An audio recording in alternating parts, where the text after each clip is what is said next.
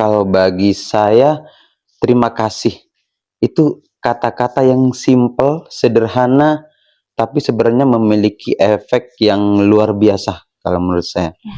Makna rasa syukur yang pernah Bapak alami gimana? Oke. Bersyukur adalah melakukan yang terbaik. Bagaimana sih cara kita membangun budaya kesetiakawanan di era yang individualis ini? Butuh jawaban apa enggak? Kita semakin dewasa, kadang-kadang memang waktu kita untuk selalu bersama dengan teman-teman itu terbatas. Halo Glasikers, kembali lagi di podcast Protean. Bersama saya Janatul Firdaus Naulan sebagai host di podcast kali ini. Kali ini kita kedatangan narasumber yang sangat luar biasa, yaitu Bapak Mansur Riyaldi. Halo Pak. Halo. Gimana kabarnya nih? Alhamdulillah sehat.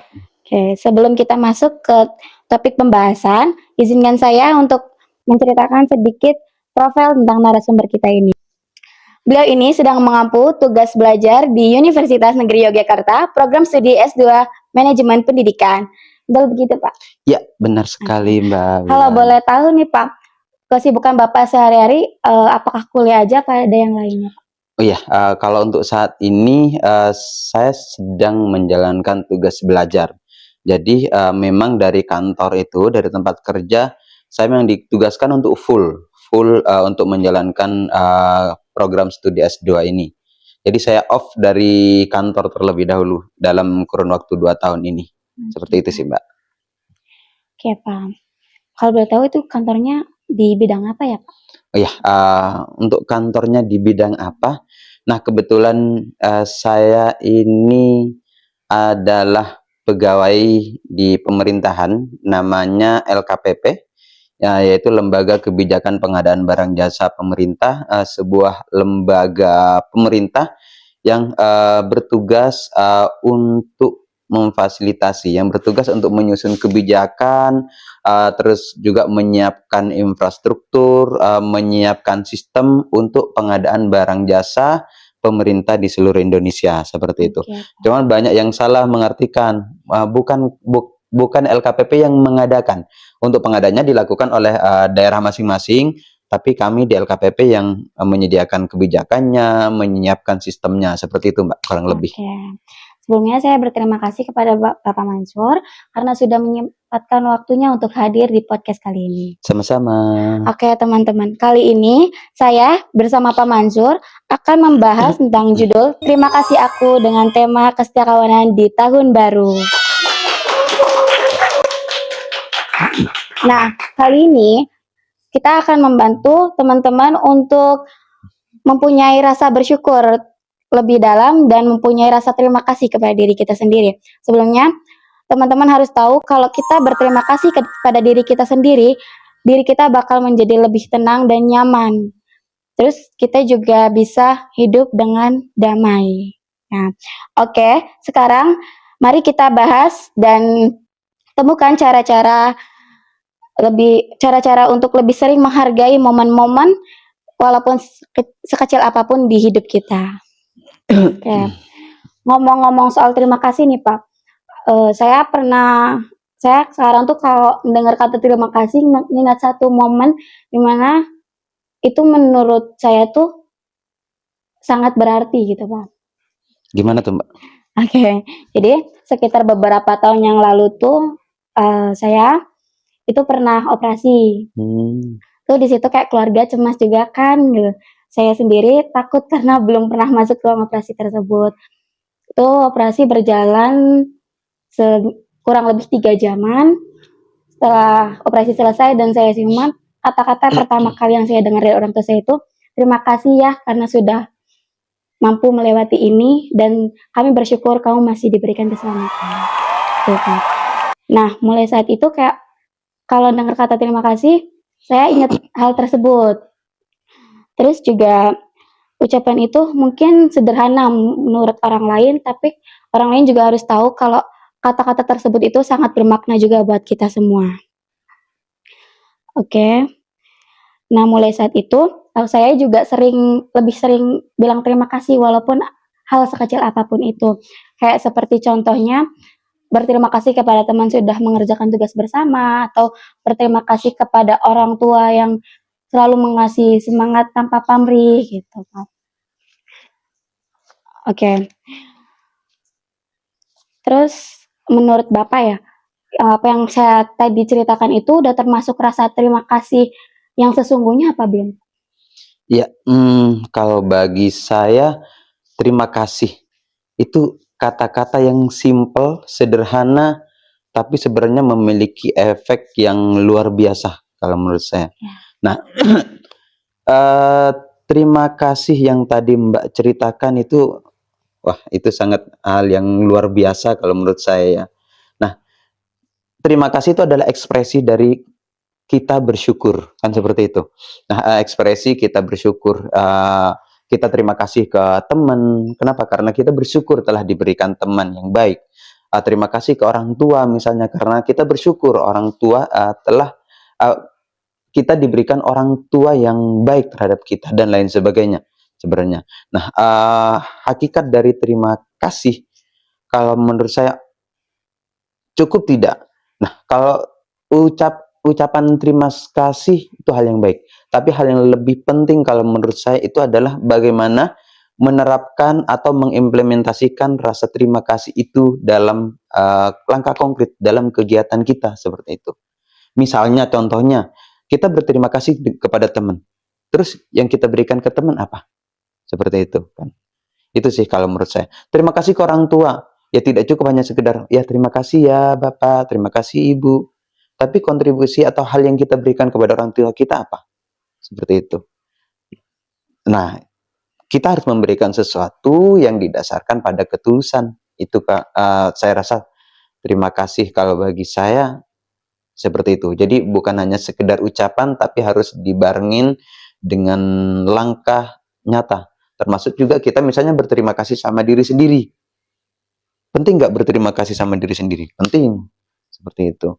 Nah, tapi tidak cukup hanya bicara, hanya bilang terima kasih ya kepada diri saya sendiri. Enggak.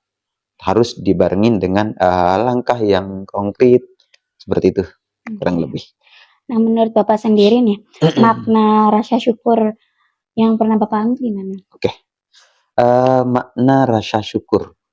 Ucapan terima kasih itu menurut saya bagian bentuk dari rasa bersyukur kita seperti itu.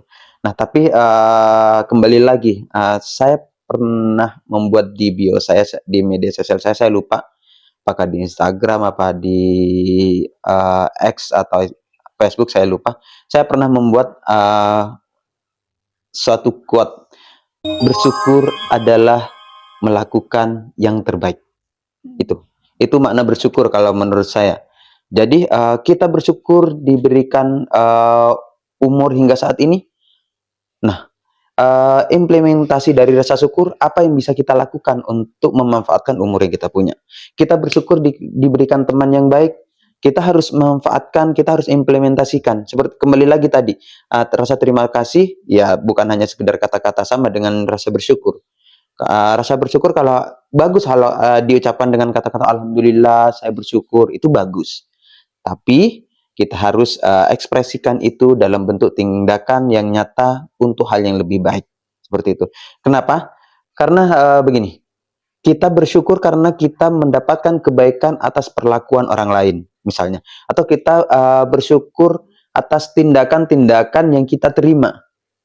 Dan untuk membalasnya bagaimana? Ya kita balasnya dengan mengekspresikan rasa syukur itu dengan melakukan tindakan yang lebih baik lagi. Itu kalau menurut saya. Nah, menurut Bapak sendiri nih, definisi terima kasih itu gimana? Definisi terima kasih, yaitu terima kasih menurut saya itu ekspresi dari bersyukur. Bersyukur tidak cukup dengan terima kasih, harus dibarengin dengan tindakan. Maka ucapan terima kasih pun itu sama, harus dibarengin dengan tindakan. Entah apa ya, kan cara mengekspresikan orang itu kan beda-beda. Seperti itu. Tapi kalau menurut saya ya harus dibarengin dengan tindakan. Oke. Kira-kira nih bagaimana cara Bapak berterima kasih kepada diri Bapak, tapi mungkin disertai dengan tindakan-tindakan yang baik gitu untuk diri Bapak? Berterima kasih sama diri sendiri. Nah, ini hal yang mungkin banyak orang lupakan. Seperti itu.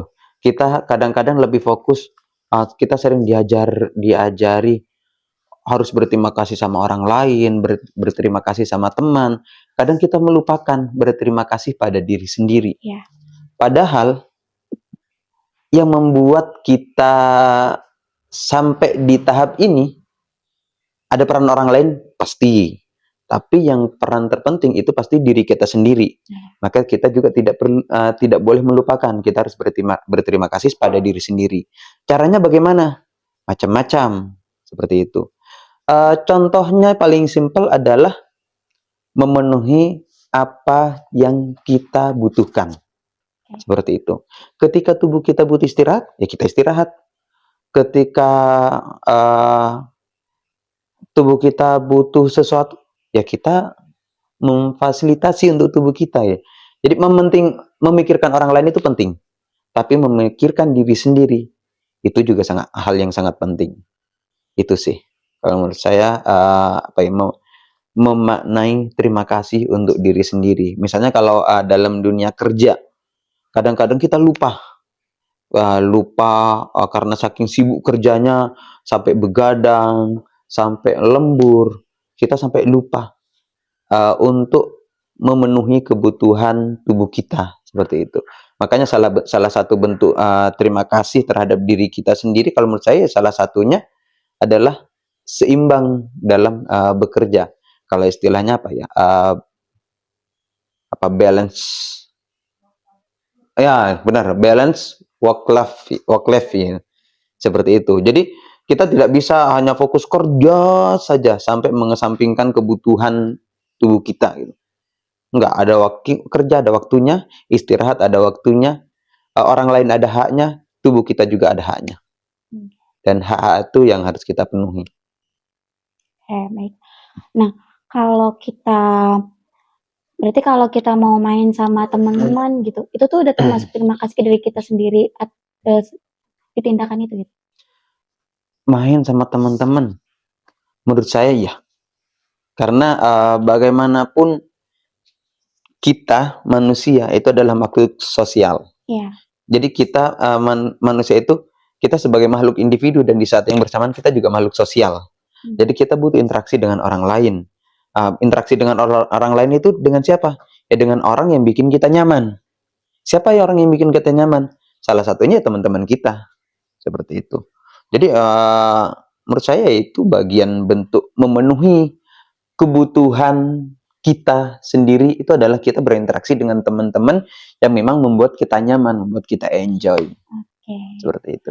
Nah, ngomong-ngomong nih Pak, tentang tadi ya, kita bahas teman-teman. Ada nggak sih momen yang terindah buat Bapak gitu bersama teman-teman Bapak yang pernah Bapak alami? Kayak kesetiakawanan gitu atau Oke. Momen bersama teman ya? Iya. Wah, kalau bicara momen bersama teman panjang. Kenapa? Karena saya keluar dari rumah itu sejak saya kelas 5 SD. Sejak kelas 5 SD saya sudah keluar dari rumah, masuk pesantren. Yang mana berarti ketika di pesantren, kita sudah tidak hidup dengan orang tua. Kita hidup dengan siapa? Dengan teman. Nah, sepanjang dari saya kelas 5 sampai saat ini, saya hidup dengan teman saya yang sangat banyak, yang sangat beragam, latar belakangnya juga beragam. Dari mungkin waktu SD teman saya si A B C D, naik ke SMP ketemu teman baru lagi, naik ke SMA ketemu teman baru lagi, kuliah ketemu teman baru lagi, seperti itu. Ya kalau saat ini ada yang sudah lost kontak, tapi ada juga yang masih berhubungan dengan baik, seperti itu. Jadi kalau bicara apa tadi? Momen pertemanan ya. Momen terindah dalam pertemanan, bagi saya semuanya indah masalahnya. Karena memang hidup saya, apalagi di pesantren. Pesantren itu 24 jam hidup dengan teman. Seperti itu. Jadi ya dari bangun tidur sampai tidur lagi, interaksi kita sama teman-teman. Itu kalau dirinci satu persatu sangat banyak, tapi kurang lebih sepenuhnya indah sih hidup dengan temen itu. Karena dinamikanya asik. Kadang berantem, kadang akrab, kadang berdebat, dan lain sebagainya. Tapi itu dinamika pertemanan kan, itu hal yang biasa lah, seperti itu. Tapi pada akhirnya, kalau kita bicara teman, dinamika itu pada akhirnya kembali lagi, kita akan tetap menghargai teman, kita akan tetap sayang kepada teman, itu. Mau kadang berdebat, habis itu akur lagi, akrab lagi, tengkar lagi, akur lagi. Nah, di saat berjauhan, wah, kangen ya momen-momen bersama, seperti itu. Itu sih pertemanan. Oke. Nah, dari momen tadi tuh Pak, apa sih yang mengubah perspektif Bapak tentang hubungan sosial? Pertemanan mengubah perspektif saya ya. Karena saya melewati banyak fase pertemanan yang berbeda-beda.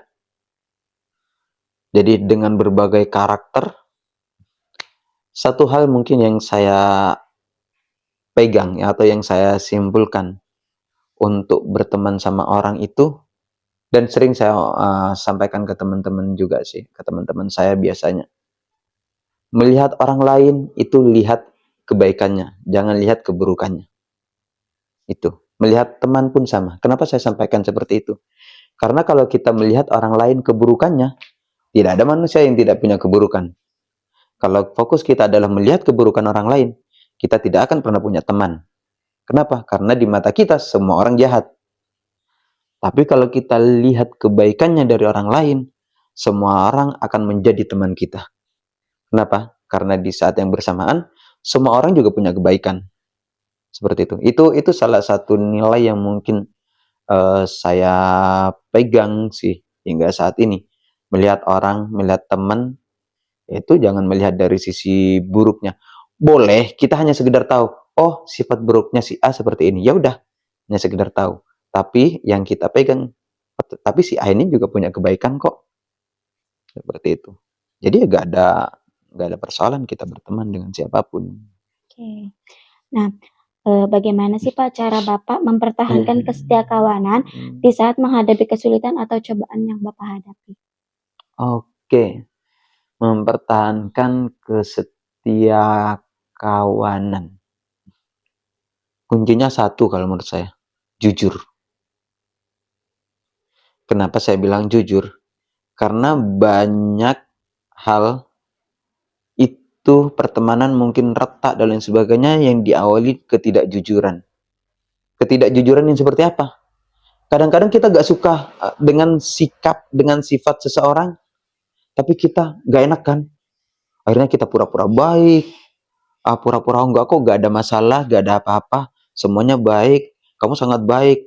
Tapi di balik layar kita ngomongin, si A ini kok seperti ini. Itu kan berarti kita tidak jujur. Kalau menurut saya kita jujur saja. Kalau kita bicara teman, ya walaupun kita di saat yang bersamaan kita tidak bisa jujur dengan semua orang kadang-kadang ya. Kenapa? Karena jujur kadang-kadang menyakitkan kan. Tapi kalau bicara teman yang sebenar-benarnya teman, sahabat lah, itu kuncinya kalau menurut saya kejujuran. Jadi teman ataupun sahabat itu bukan yang selalu ngomong manis di depan kita kalau menurut saya. Bukan yang selalu, oh kamu hebat, kamu ini. Enggak. Tapi itu orang yang jujur. Ketika kita salah, ada teman yang pertama kali akan mengingatkan kita. Kamu salah. Dalam hal ini kamu salah. Kamu harus memperbaikinya. Tapi, tenang. Walaupun kamu salah, ada saya di belakangmu yang akan tetap mendukung kamu untuk menjadi lebih baik. Itu teman. Itu sahabat kalau menurut saya. Makanya jujur itu menjadi kunci untuk pertemanan atau kesetiakawanan.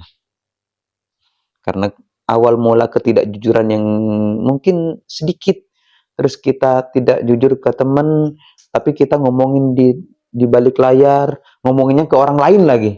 Itu kan jatuhnya udah gibah. orang lain menceritakan ke orang lain, cerita-cerita nyampe ke teman kita sendiri.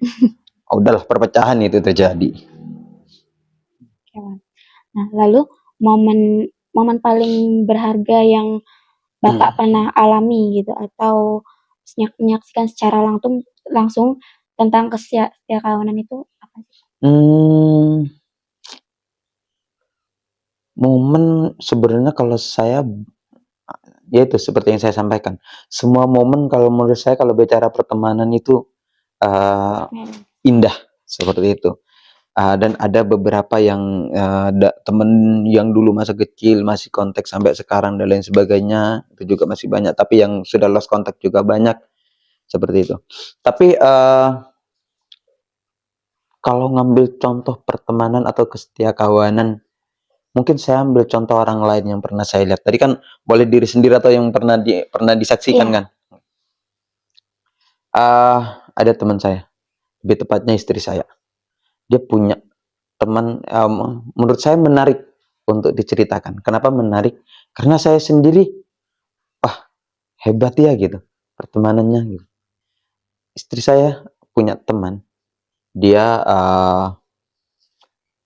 pertemanan awal itu waktu SMP sepertinya. Waktu SMP berteman, akrab, terus waktu SMA terpisah oleh ruang dan waktu karena tempat pendidikannya yang berbeda seperti itu. Terus entah apa penyebabnya kalau berdasarkan cerita yang saya terima, kemudian waktu kuliah bertemu lagi tanpa disengaja, tanpa didesain, tanpa janjian, ternyata melanjutkan ke perguruan tinggi yang sama. Dan itu sampai sekarang itu tetap komunikasi. Ketika ada satu orang yang membutuhkan tempat cerita, ya temennya itu seperti itu. Jadi ketika sedih, orang mungkin yang pertama dihubungi atau dimintakan pendapat, ya temennya itu gitu. Tapi apakah selalu, kembali lagi seperti yang tadi saya sampaikan, kejujuran. Jadi kadang-kadang istri dengan teman itu kadang-kadang ya ketika salah bukan oh iya nggak apa-apa kok kamu hebat, enggak. Kalau yang saya saksikan ya kadang-kadang ketika dikoreksi ya koreksi, ketika menurutnya tidak baik ya tidak baik, sampaikan apa adanya. Dan itu awet sih sampai sekarang, bahkan sudah sama-sama punya keluarga, sama-sama punya anak dan sebagainya, itu tetap saling kontak, saling hubungi, bahkan ketika pulang kampung tetap saling silaturahim, baik di media sosial atau ketemu langsung seperti itu. Ketika satu mengalami kesusahan, merasa juga ikut merasakan kesusahannya seperti itu. Itu yang menurut saya, itu pertemanan yang luar biasa seperti itu. Terus nih Pak, seperti apa sih tantangan yang pernah Bapak hadapi bersama komunitas atau kawan Bapak sehingga Bapak percaya dengan kekuatan bersama? Tantangannya, yaitu kalau menurut saya tantangan utamanya itu kepercayaan. Karena kita kadang-kadang di satu sisi kita gak percaya, tapi kadang-kadang nggak percaya juga gitu. Nah, pertemanan itu ya tadi dari sisi kita harus jujur ke orang lain. Nah, di saat yang bersamaan kita juga harus percaya ke orang lain bahwasanya orang lain itu baik, bahwasanya orang lain itu jujur. Nah, kadang-kadang kepercayaan kita disikapi sama nggak seperti kita menyikapi orang lain? Belum tentu. Kan kuncinya di kita jujur ke orang lain, terus kita percaya ke orang lain. Apakah orang lain juga akan percaya ke kita? Orang lain akan jujur ke kita? Belum tentu. Nah, tantangan gimana kalau menghadapi yang seperti itu? Itu ya salah satu tantangan. Itu pasti menyakitkan kan? Wah, sudah saya apa adanya, sudah saya percaya, ini kok nggak bisa dipercaya. Itu tantangan, itu hal yang menyakitkan bagi kita gitu. Tapi kembali lagi, ya sudah. Itu kan yang orang lakukan kepada kita. Kita kembali lagi fokus apa yang harus kita lakukan, yaitu percaya ke orang lain, kita jujur ke orang lain. Kalau itu terjadi, itu adalah bagian dari seleksi alam kalau menurut saya. Ya sudah, seleksi alam, dia hilang dari pertemanan kita yakin kita akan menemukan teman baru yang lain yang juga jujur apa adanya, seperti itu. Oke. Nah sekarang saya bakal masuk ke tentang dunia pekerjaan ya Pak. Oke. Mungkin di dunia pekerjaan kan kesetiakawanan sangat ini apa ya, kayak minim gitu Pak. Ya. Nah lalu bagaimana sih dari sudut pandang Bapak dalam hal pekerjaan yang mungkin merusak momen kesetiakawanan di lingkungan pekerjaan tersebut? Kesetiakawanan atau pertemanan di dunia pekerjaan. Kalau menurut saya, minimal yang saya rasakan itu sama halnya dengan di dunia luar pada umumnya, seperti itu. Apakah di dunia pekerjaan tidak ada pertemanan? Ada. Apakah kita bisa saling membantu sesama teman di pekerjaan? Ada. Apakah pertemanan itu akan mempermudah pekerjaan? Sangat. Seperti itu. Kenapa? Karena banyak hal juga sebenarnya, hal-hal yang mungkin bayangan banyak kan pekerjaan itu semuanya formal, semuanya teratur dan sebagainya. Padahal tidak semua hal itu bisa diselesaikan dengan keformalan, dengan keteraturan. Nah, apa caranya? Cara untuk menyelesaikan hal yang lain, yaitu dengan cara non formal, dengan cara pertemanan. Itu cukup efektif kok di dunia kerja. Misalnya lintas unit organisasi, lintas bagian, memang ada jalur formalnya untuk mengkomunikasikannya melalui surat dan lain sebagainya, melalui nota dinas. Tapi kadang-kadang jalur pertemanan itu juga bisa bermanfaat kok. Selain jalur formal, kita juga bisa menghubungi teman kita yang di unit itu. Sebenarnya saya butuh data ini nih dari tempatmu. Untuk formalnya suratnya nyusul ya, atau untuk formalnya suratnya sudah saya kirimkan, tapi kita butuh segera nih untuk segera direspon. Seperti itu. Ya, itu sangat berguna dan sangat bermanfaat. Pertemanan di dunia kerja itu sebenarnya tidak semenakutkan yang dibayangkan Mbaknya tadi sih. Kalau minim pertemanan, enggak juga.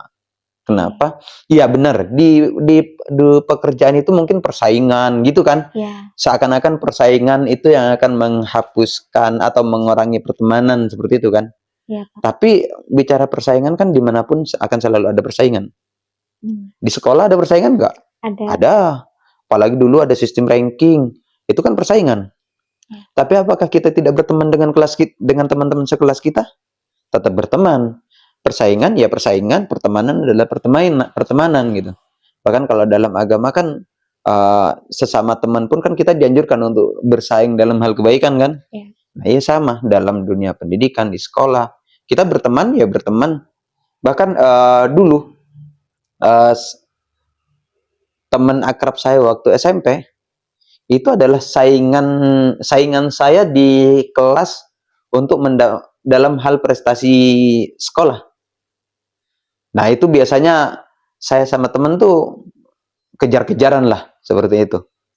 Dan itu baik kalau menurut saya. Tapi kenapa? Karena itu persaingan yang sehat dan itu tidak merusak pertemanan. Nah persaingan yang merusak pertemanan itu adalah persaingan yang tidak sehat.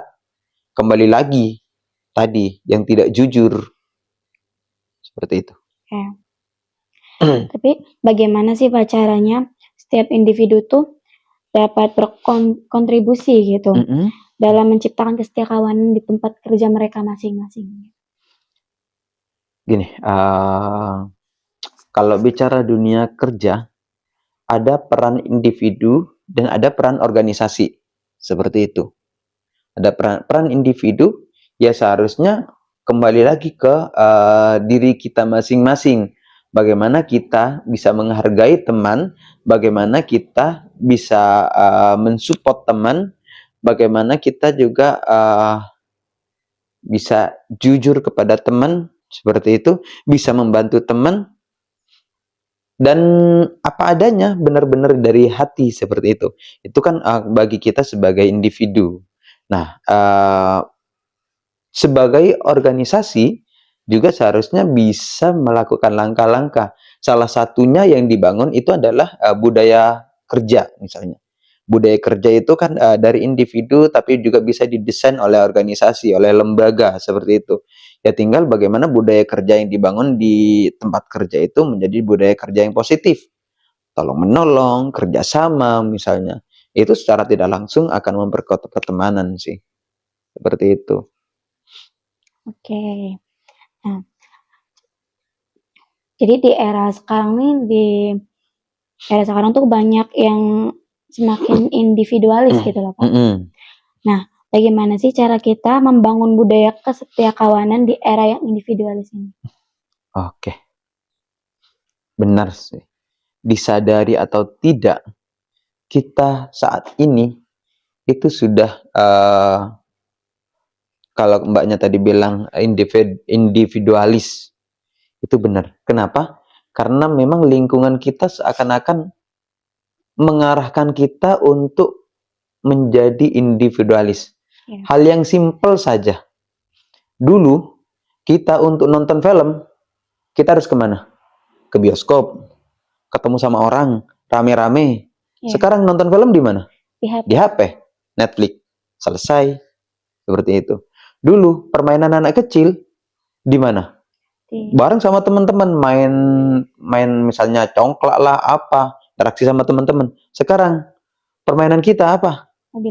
Mobile Legend, di game, sendirian. Seperti itu. Itu disadari atau tidak, benar. Itu mungkin itu akan berkontribusi untuk membuat kita lebih individualis seperti itu. Tapi enggak juga sih sebenarnya. Kenapa saya bilang enggak juga? Kalau kita lihat yang simpelnya aja lah. Mbaknya saat ini lebih seneng sendiri atau bareng sama teman-teman? Lebih senang sendiri. Lebih seneng sendiri? Iya. Oke, ya sorry. Karena memang tipe orang itu kan ada yang introvert, ada yang ekstrovert kan ya. Tapi untuk memecahkan masalah butuh orang lain nggak? Butuh. Nah, itu poinnya. Individualisnya kita, kadang-kadang kita tetap butuh ke orang lain. Kadang-kadang kita tetap butuh teman. Seperti itu. Jadi kembali lagi karena kita itu makhluk individu dan kita memang didesain sebagai makhluk sosial, ya tetaplah ada apa ya, ada jiwa sosial kita yang tidak bisa lepas dari pertemanan gitu. Nah, terus cara kita membangun kesetiakawanan, ya disadari atau enggak, kita tidak bisa menyelesaikan masalah kita seluruhnya sendirian, ya enggak? Kita pasti butuh orang lain. Ketika kita butuh orang lain, kita pasti akan cari teman. Sama halnya dengan teman kita. Teman kita pun nggak bisa menyelesaikan masalahnya sendiri. Kadang-kadang butuh teman. Temannya siapa? Ya kita. Seperti itu. Jadi kita cara membangun kesetiakawanan, kita harus hadir terhadap teman kita, terhadap kebutuhan teman kita. Kenapa? Karena di saat yang bersamaan kita juga akan membutuhkan teman. Seperti itu. Ya jadi ya kita harus jujur, harus hadir terhadap kebutuhan teman, kita siap untuk membantu, sehingga di saat yang bersamaan kalau kita juga butuh bantuan, kita enak. Dan teman itu juga akan ikhlas membantu. Kenapa? Karena kita juga membantu. Bayangin, kalau kita ada teman membutuhkan, kita gak mau bantu, misalnya. Terus kita membutuhkan, kita tiba-tiba minta bantuan ke teman. Teman kesel nggak? Kesel. Nah itu. Jadi seharusnya kita mulai dari kita sendiri. Kita membantu orang, membantu aja teman.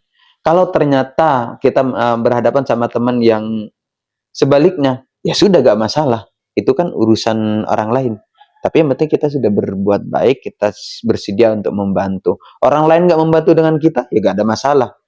Kita akan tetap menemukan teman yang sefrekuensi dengan kita. Seperti itu. Kalau kita baik sama orang lain, kita akan menemukan teman yang baik kita. Seperti itu. Oke, gimana sih cara Bapak mengajarkan konsep rasa terima kasih di generasi muda yang semakin kesini semakin individual? Oke. Rasa terima kasih ya, konsep terima kasih untuk saat ini. Saya rasa terima kasih itu dimulai dari hal yang simpel. Terima kasih ke diri sendiri, terima kasih ke orang lain, dan yang paling penting adalah terima kasih ke Tuhan. Kenapa? Karena segala hal yang ada di hidup kita, di lingkungan kita, itu atas kehendak Tuhan. Makanya terima kasih yang utama adalah terima kasih kita kepada Tuhan. Dengan cara apa? Kembali lagi, mengekspresikan terima kasih itu adalah dengan melakukan yang terbaik. Terima kasih ke teman, berarti kita melakukan yang terbaik untuk teman. Terima kasih ke diri sendiri, kita berterima kasih melakukan yang terbaik untuk diri kita sendiri. Terima kasih kepada Tuhan, kita melakukan hal yang terbaik yang Tuhan inginkan, yang Tuhan arahkan. Seperti itu sih, Mbak. Oke, teman-teman, setelah materi yang tadi Bapak Mansur sampaikan ke kita semua, adakah dari teman-teman pertanyaan yang buat Pak Mansur ini? Boleh. Ya, yang gampang aja ya.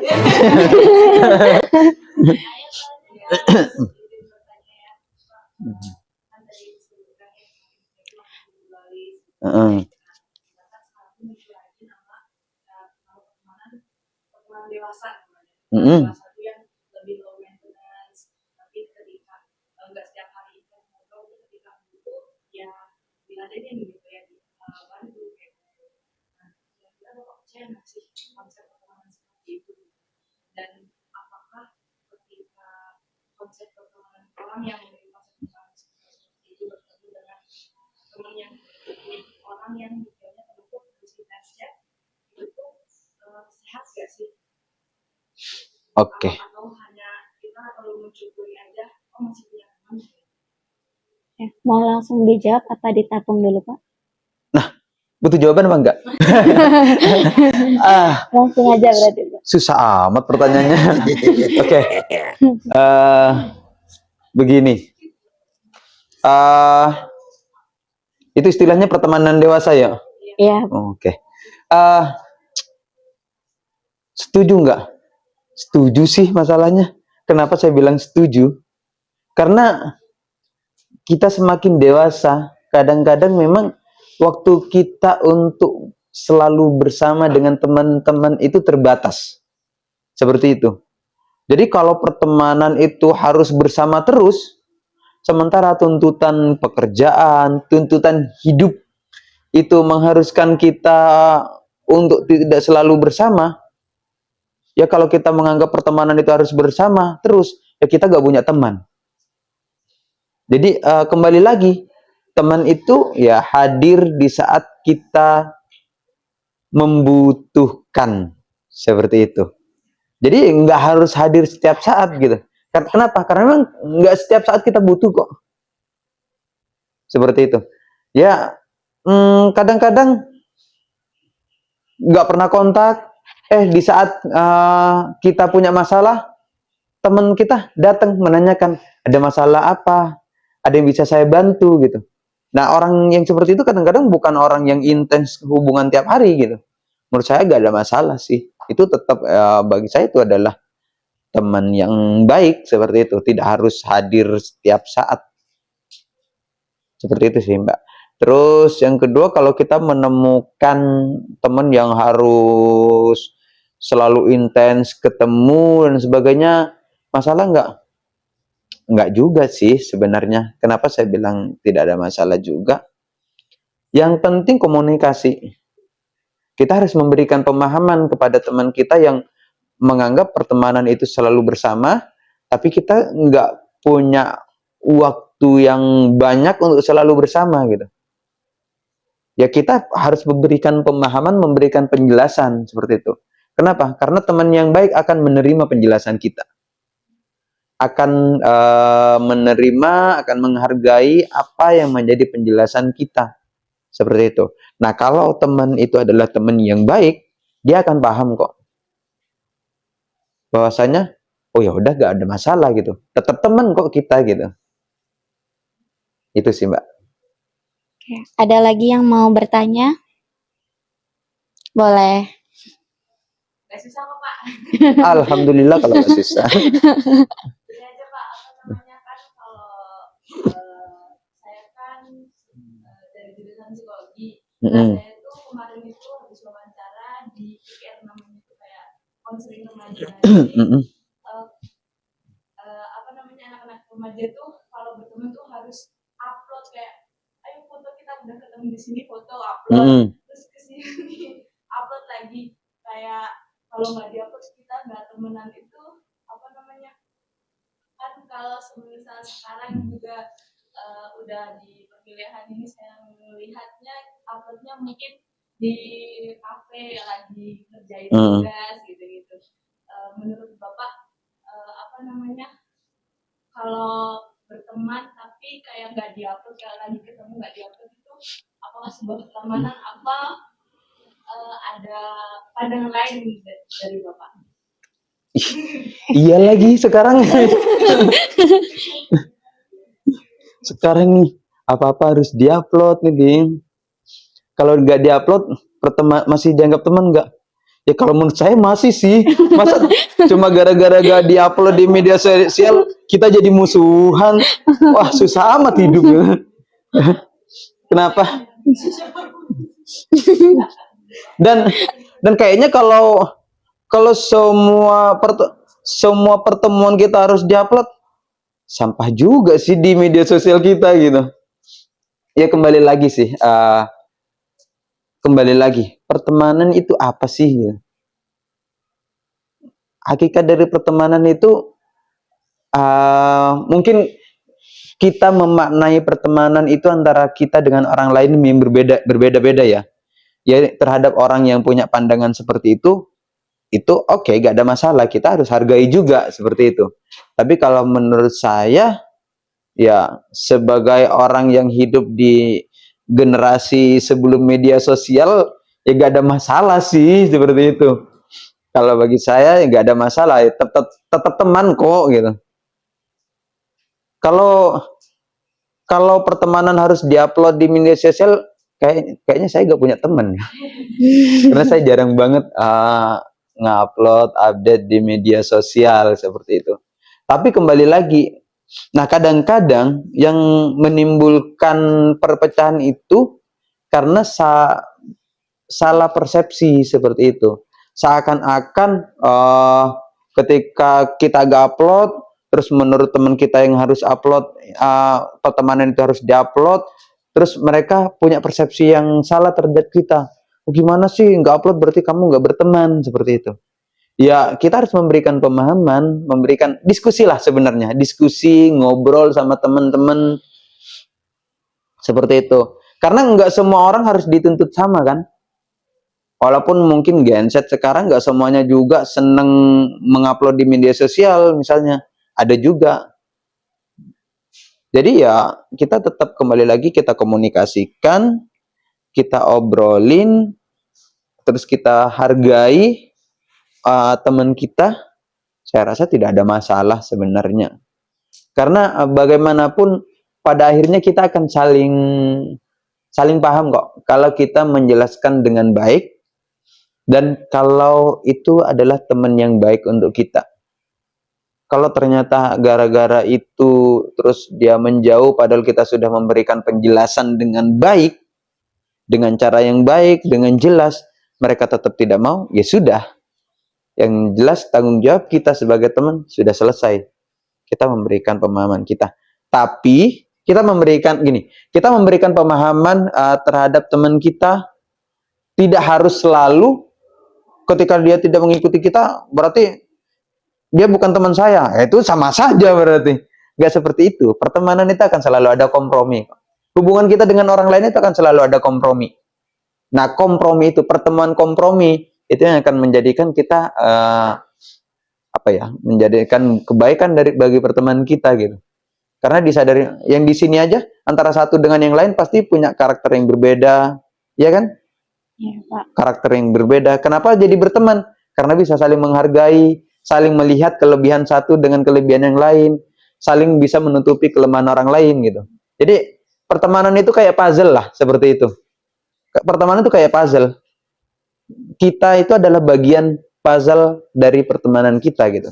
Kalau kita bisa memasangkan puzzle kita dengan cara yang tepat, itu akan membentuk pola yang bagus kan.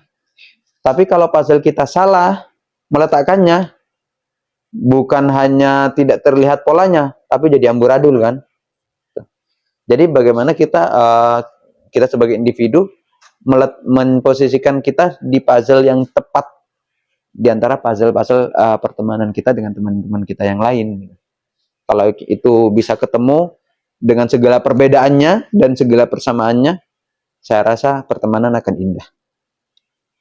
Oke, di sini ada yang mau bertanya lagi? Udah cukup? Oke teman-teman, sekarang kita udah di penghujung acara. Nih, dari Bapak sendiri, adakah kesan-kesan dan harapan untuk Protein Podcast kali ini? Harapan ya. Mungkin karena ini temanya pertemanan ya, disadari atau tidak, pertemanan itu penting untuk kita sebagai makhluk sosial dimanapun tempatnya, di kampus, di masyarakat, ataupun di dunia kerja. Karena disadari atau tidak, kita tidak akan pernah bisa kerja sendiri. Itu poin yang pertama. Karena kita butuh teman, ya kita harus bisa memposisikan diri kita menjadi teman yang baik untuk orang lain. Seperti itu.